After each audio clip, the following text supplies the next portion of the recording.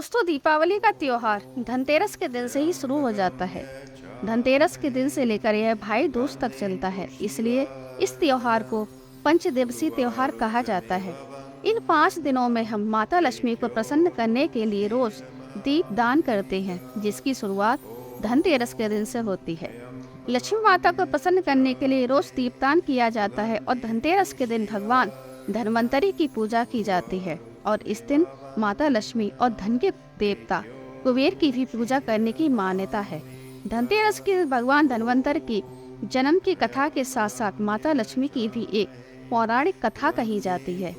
भगवान धन्वंतरी को आयुर्वेद का देवता कहा जाता है, जिनकी पूजा करने से हमें आरोग्यता का आशीर्वाद प्राप्त होता है। भगवान धन्वंतरी को भगवान विष्णु का ही अवतार कहा जाता है। तो आज के दिन इस वीडियो में हम आप सबको सुनाएंगे भगवान धन्वंतरी और माता लक्ष्मी की एक पौराणिक कथा, जिसको धनतेरस के दिन श्रद्धा भाव से सुनने से माता लक्ष्मी और भगवान धन्वंतरी की कृपा प्राप्त होती है। तो आप सब बने रहिए हमारे साथ वीडियो में अंत तक, और वीडियो अगर पसंद आए तो इसे ज़्यादा से ज़्यादा लाइक करें और कमेंट में जय माँ लक्ष्मी जरूर लिखें।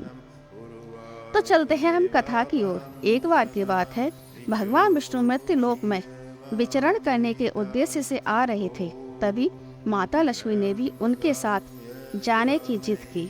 तब भगवान विष्णु ने माता लक्ष्मी से कहा कि मैं जैसा कहूँ वैसा ही तुम अगर करो और मेरी बात मानो तो मेरे साथ चलो। तब माता लक्ष्मी ने कहा कि आप जैसा कहेंगे मैं वैसा ही करूँगी। तो भगवान विष्णु माता लक्ष्मी को अपने साथ पृथ्वी लोक पर लेकर आ गए। कुछ देर बाद एक जगह पर पहुंचकर भगवान विष्णु ने माता लक्ष्मी से कहा कि तुम यहीं ठहरो, तब तक मैं वापस आता हूँ। मैं दक्षिण दिशा की ओर जा रहा हूँ और तुम उधर मत आना। भगवान विष्णु के जाने के बाद में माता लक्ष्मी के मन में एक कौतूहल जागा कि आखिर दक्षिण दिशा में ऐसा क्या है जो मुझे भगवान विष्णु ने मना किया है। और भगवान स्वयं चले गए। माता लक्ष्मी से नहीं रहा गया। जैसे ही भगवान आगे बढ़े, माता लक्ष्मी उनके पीछे पीछे चल पड़ी। अपने चंचल स्वभाव के कारण वे उनके पीछे पीछे चलने लगी। कुछ दूर जाने पर उन्हें सरसों का एक खेत दिखाई दिया, जो पीले रंग के फूलों से भरा हुआ था। सरसों के फूलों की शोभा को देखकर माता लक्ष्मी मंत्र मुग्ध हो गई और सरसों के फूल तोड़कर अपना श्रृंगार करने के बाद वे आगे बढ़ गईं। आगे जाने के बाद में एक गन्ने का खेत उन्हें मिला। माता लक्ष्मी ने एक गन्ना तोड़कर उसका रस चूसा।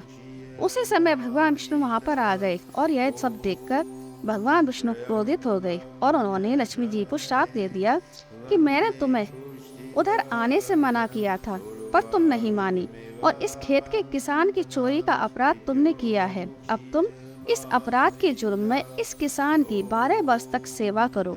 ऐसा कहकर भगवान विष्णु उन्हें छोड़कर क्षीर सागर में वापस चले गए। जब लक्ष्मी जी उस गरीब किसान के घर पर रहने लगी, तो एक दिन माता लक्ष्मी ने उस किसान की पत्नी से कहा कि तुम स्नान करने के बाद मेरी बनाई इस देवी लक्ष्मी का पूजन करो, तब रसोई बनाना, फिर तुम जो मांगोगी वही मिलेगा। किसान की पत्नी ने ऐसा ही किया। पूजन के प्रभाव और माता लक्ष्मी की कृपा से किसान का घर दूसरे ही दिन अन्न, धन और रत्न आदि से भर गया। माता लक्ष्मी ने किसान को धन दान से पूर्ण कर दिया। किसान ने 12 वर्ष बड़े ही आनंद से बिताए। फिर 12 वर्ष के बाद जब माता लक्ष्मी जाने के लिए तैयार हुई और भगवान विष्णु उन्हें लेने आए, तो किसान ने उन्हें भेजने से मना कर दिया। तब भगवान ने किसान से कहा कि लक्ष्मी को आखिर कौन रोक सकता है। यह तो चंचला है, यह कहीं भी नहीं ठहरती हैं। इन्हें तो 12 वर्ष का मैंने श्राप लिया था तुम्हारे पास रुकने का, इसीलिए यह 12 वर्ष तक तुम्हारे पास सेवा में रही। अतः अब इनका श्राप का समय पूरा हो गया है, तो अब इनके जाने का समय हो गया है। तब किसान हठ पूर्वक बोला कि नहीं, अब मैं लक्ष्मी जी को कहीं नहीं जाने दूंगा। किसान की हठ को देखकर माता लक्ष्मी बोली कि हे किसान, तुम अगर मुझे रोकना चाहते हो तो जो मैं कहती हूँ वैसा ही करो। कल धनत्रयोदशी है, तुम कल अपने घर को लीप पोत कर साफ करना और रात्रि में घी का दीपक जलाकर रखना और मेरा पूजन करना, और एक तांबे के कलश में रुपए भरकर मेरे लिए रखना। तब मैं उस कलश में निवास करूंगी, पर पूजा के समय मैं तुम्हें दिखाई नहीं दूंगी। बस इस एक दिन की पूजा से ही मैं वर्ष भर पूरे तुम्हारे घर में बनी रहूंगी।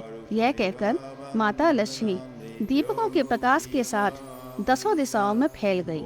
अगले दिन किसान माता लक्ष्मी के कहे अनुसार पूजन करने लगा तो उसका घर धनदान से पूर्ण हो गया।